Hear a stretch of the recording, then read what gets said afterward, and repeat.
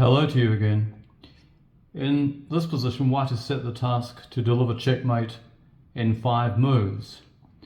Now, as is so usual in these positions, one has to be extremely careful of not allowing black to secure a stalemate. So what we'll do first of all is we'll look at what white should not do.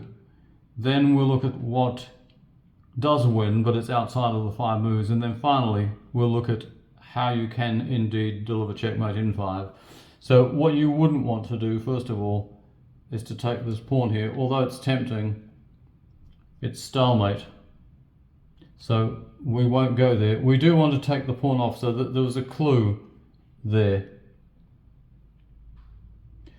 And as can be seen, it wouldn't make any sense white moving his king anywhere because he'd simply lose this pawn. Now, secondly, if white should play his knight to here, he is forcing black to take it. So black has no option. Go there.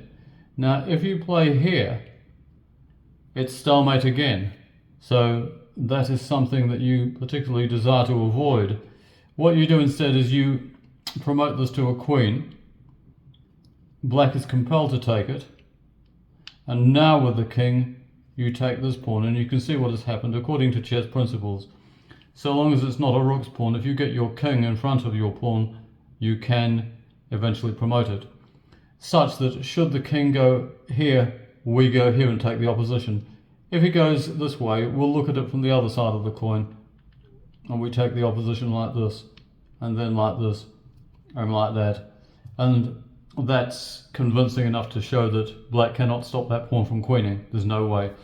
So that would win, but it would be well outside of our remit here of a checkmate in 5. So how do we do it? Just keep looking at this position and remember the clue that I gave not so long ago. Can you see the key move here? The only move to do it. It is a knight move. Bringing the knight this way would do no good. Test it for yourselves, but it just doesn't work. And the key move shows you why it doesn't work. Well, congrats. I did say we would be taking this pawn. It is with the knight.